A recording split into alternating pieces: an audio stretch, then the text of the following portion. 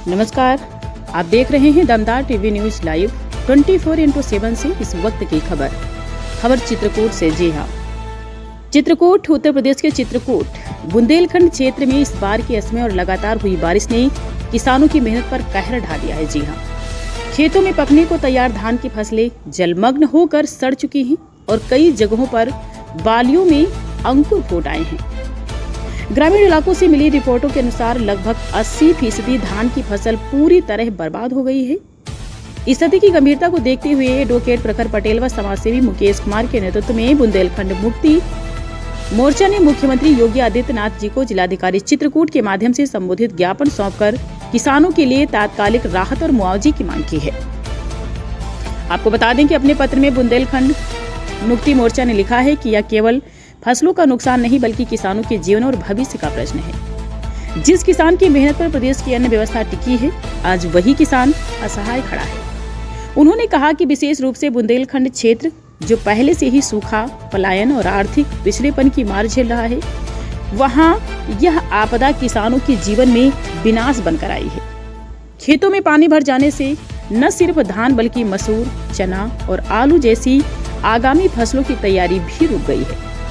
हजारों किसान अब बीज और खाद खरीदने की स्थिति में नहीं हैं। कई किसानों के घरों में अन्न का संकट गहराने लगा है और ग्रामीण अर्थव्यवस्था चरमराने लगी है।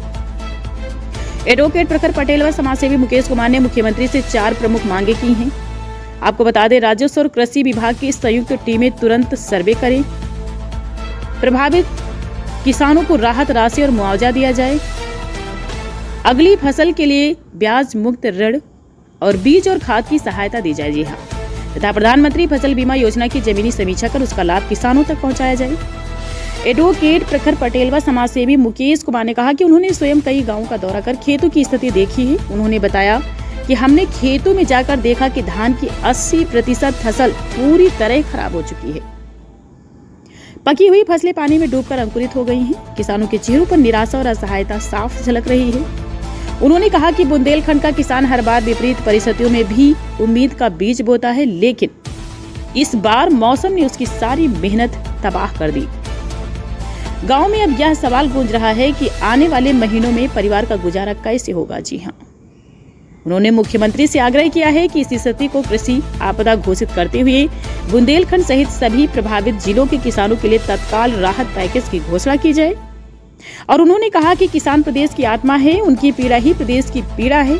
सरकार को इस त्रासदी को केवल प्राकृतिक आपदा नहीं बल्कि किसानों के अस्तित्व से जुड़ा संकट मानते हुए तत्काल हस्तक्षेप करना चाहिए।